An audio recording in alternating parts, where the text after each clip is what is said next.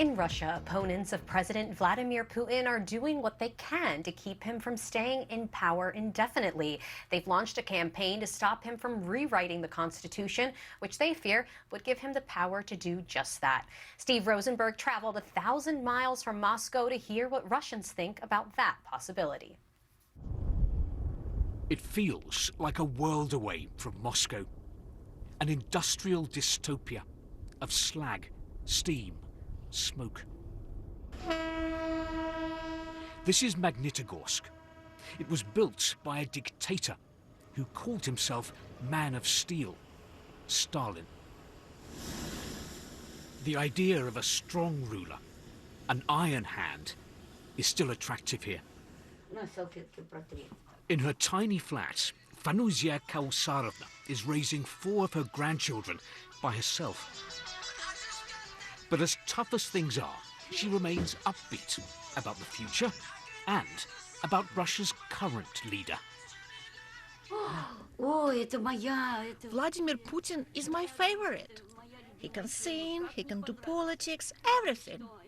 He's boosted our country. Russia gets noticed now. I want him to be president forever.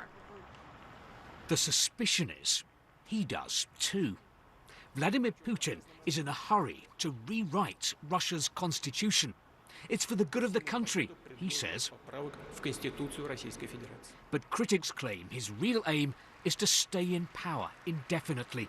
If not as president, then in some other role. If Vladimir Putin's plan is to stick around on the political stage, it's clear that many Russians will accept that, either because they believe there's no alternative to Putin, or because they feel they don't have the power anyway to influence the key decisions about Russia's future taken at the top. But some Russians are trying. Нет! Нет! Мы против! Нет! Across the Urals, in Yekaterinburg, these protesters are accusing Putin of a constitutional coup. The authorities are treating the constitution like toilet paper. They're using it to wipe their bottoms, which have got stuck to the throne. But the turnout is tiny. Tatiana still believes in the power of protest. But sadly, she says, the Russian people are sleeping. And that means that if a Russian leader wants to stay in power, to rule forever, right now, there is little to stand in their way. Steve Rosenberg, BBC News, the Urals, Russia. Now, when it comes to the origins of our solar system, scientists at NASA now say we should think more of a gentle clumping of planets rather than them smashing together after the Big Bang. Not as catchy, but according to a new study out today, the process may have been less violent than originally thought, and that could have major implications on how we view the universe, as our science correspondent Palab Ghosh reports. Billions of years ago, the planets in our own solar system formed. It was a violent process of rocks crashing together and merging until they became worlds, which included our own Earth. Or so we thought. Today, at a news conference in Seattle, NASA scientists said that the theory, held for the best part of 60 years, was completely wrong. It is a wonderful scientific present.